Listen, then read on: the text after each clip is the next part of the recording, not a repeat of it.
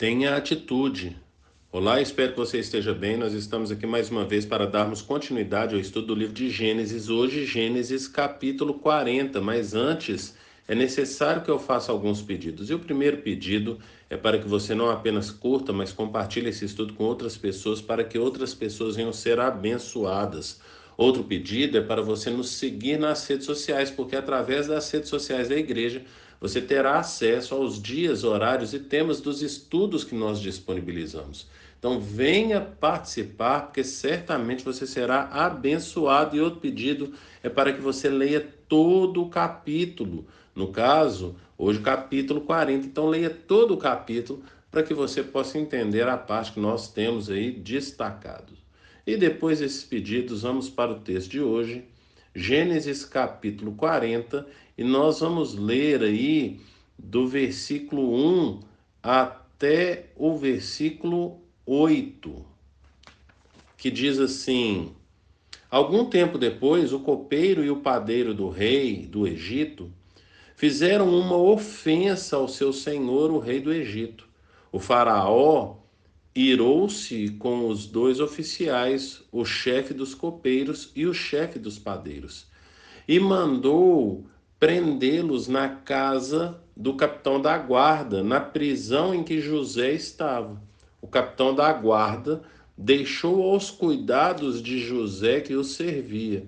Depois de certo tempo, o copeiro e o padeiro do rei do Egito, que estavam na prisão, sonharam. Cada um teve um sonho, ambos na mesma noite, e cada sonho tinha a sua própria interpretação. Quando José foi vê-lo, foi vê-los na manhã seguinte, notou que estavam abatidos, por isso perguntou aos oficiais do faraó, que também estavam presos na casa do seu senhor: por que hoje vocês estão com o semblante triste? Eles responderam: tivemos sonhos, mas não há quem os interprete. Disse-lhes José: não são de Deus as interpretações? Contem-me os sonhos. Portanto, agora a gente percebe aqui em José uma postura diferente da do que as outras pessoas poderiam ter quando estão na mesma condição dele. Perceba que aqui o texto começa falando que foi algum tempo depois. Portanto, depois já havia um certo tempo que José estava ali na prisão, e passado um certo tempo, então não foi algo que foi próximo, é, é, nem algo que foi muito distante de tempo que nós estamos falando.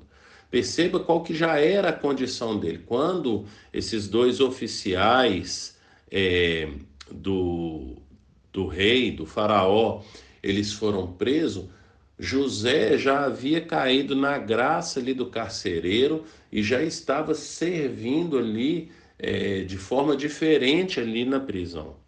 Portanto, passou um certo tempo e perceba, depois de um certo tempo, qual que é a atitude de José. Então, entenda que o tempo foi passando, já havia então algum tempo de José ali, mas a atitude dele permanece a mesma. Aquela, a gente percebe que o Senhor é fiel a José, como nós falamos no estudo de ontem.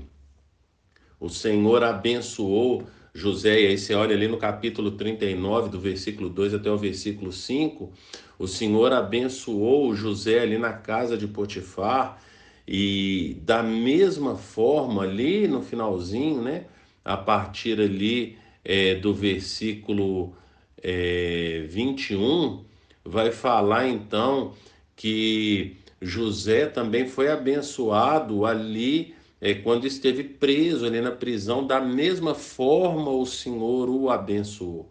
Portanto, parece que a graça de Deus está sobre José e que indifere da atitude dele. E por isso temos chamado a atenção nesse estudo a respeito dessa postura dele.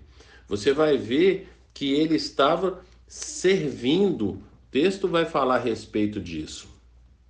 Vai falar aqui no versículo 4: o capitão da guarda os deixou aos cuidados de José, que os servia. Portanto, o tipo de tratamento que José dava ali para os prisioneiros faz com que isso vá refletir na atitude dos próprios prisioneiros. Então, o José ia, entre aspas, ganhando os prisioneiros através da atitude que ele tinha com esses prisioneiros.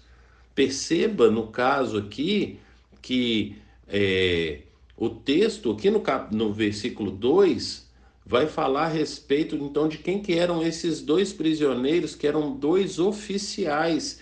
E essa palavra oficial aqui é a mesma palavra que é descrita para Potifar, que também é um oficial, só que ele é um oficial de Faraó, capitão da guarda. Aqui são oficiais de Faraó, um sendo copeiro e o outro padeiro, portanto, são cargos altos. E, e apesar do cargo deles ser alto, como que eles chegam ali na prisão? Qual que é o tipo de tratamento que eles recebem ali de José?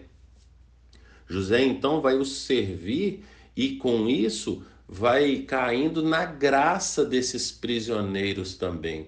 Portanto, às vezes nós achamos que Deus abençoa José ou abençoa certas pessoas e que isso vai acontecendo sem que haja uma contrapartida do abençoado. Só o abençoador que vai abençoando indistintamente a postura do abençoado. E a gente percebe qual que é a postura aqui, no caso aqui de José. Vai falar também que depois de certo tempo, eles também tiveram ali, né? Então, depois de certo tempo, finalzinho ali do versículo 4, o copeiro e o padeiro, rei do Egito, que estavam na prisão, sonharam, portanto, eles ficaram um certo tempo ali preso, que a gente também não sabe qual tempo que foi. O que acontece é que depois desse certo tempo, onde eles vêm e têm um sonho, agora esse sonho muda o semblante deles. E aí a gente percebe mais uma vez a atitude de José, lá no versículo 6, quando fala: quando José foi vê-los na manhã seguinte, depois desse sonho, né? Notou que estavam abatidos.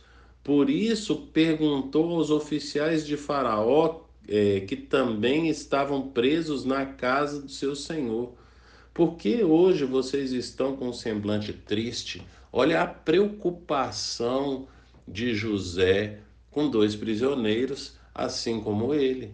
Ele não preocupava apenas consigo, né? Aliás, você não vê essa preocupação explícita de José com ele até aqui nesse texto, mas mais para o final a gente vai perceber essa preocupação que José tem com ele ao falar então ali, né, com o copeiro, para que ele se lembrasse dele. Né? Então é essa preocupação que José tem consigo mesmo, mas perceba qual que é a preocupação que José até então tem apenas com eles. Portanto, vê a condição deles e se preocupa com eles. O que está acontecendo, né? Por que vocês estão tristes aí? Essa é a pergunta dele. Então, como eu falei agora há pouco, Deus abençoa José, mas perceba a atitude que José tem, apesar das circunstâncias, que ele está aqui numa prisão. E então eles vão falar a respeito dos sonhos, né? Versículo 8. Eles responderam: tivemos sonhos, mas não há quem possa interpretar. Disse-lhe José: não são de Deus as interpretações? Conte-me os sonhos. Portanto, José estava acostumado com sonhos, afinal de contas, né? A gente viu ali no capítulo 37 que ele teve dois sonhos, é, ainda na casa do seu pai. Então ele era acostumado a, a Deus falar com ele através de sonhos, e ele entende que todo sonho vem da parte de Deus.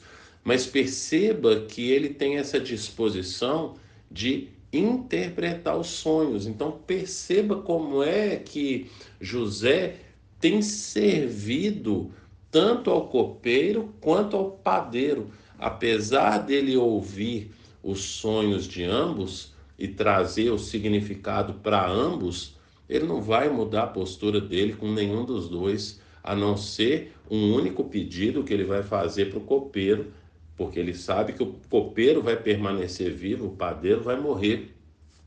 Mas ele continua tratando ambos da mesma forma, mas pede então esse auxílio aí do copeiro, que vai se esquecer disso por cerca aí de 2 anos. E o que, que nós podemos tirar dessa história e trazermos aqui para nós?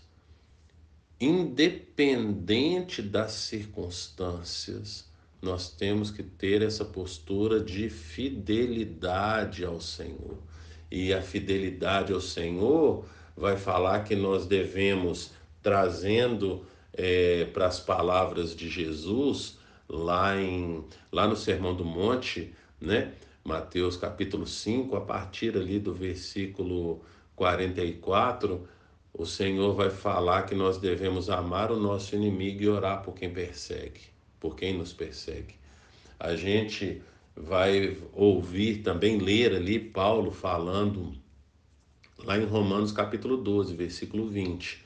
Paulo vai falar então que se o nosso inimigo tiver fome, a gente deve dar de comer, e se ele tiver sede, a gente deve dar de beber. Portanto, a gente percebe nas palavras de Jesus, que está aqui há cerca de 2.000 anos depois, né? Jesus está 2.000 anos depois, cerca de 2.000 anos depois de José. A mesma coisa Paulo, cerca de 2.000 anos depois de José. E nós percebemos então nas falas de Jesus e de Paulo as atitudes de José. Portanto, independente das circunstâncias que nós estamos vivendo, dos lugares em que nós estamos, nós precisamos permanecer firmes e fiéis no Senhor, no nosso comportamento de servir, porque Jesus vai falar lá em Marcos, capítulo 10, versículo 48, que aquele que quiser ser o maior deve servir a todos. Portanto, fomos nós, como cristãos, fomos chamados a servir. Você tem servido no lugar onde o Senhor tem te colocado? Quer seja na sua casa, aí no seu casamento, na sua família, no meio dos seus pais e dos seus irmãos, ou no seu local de trabalho, ou na sua vizinhança, temos servido?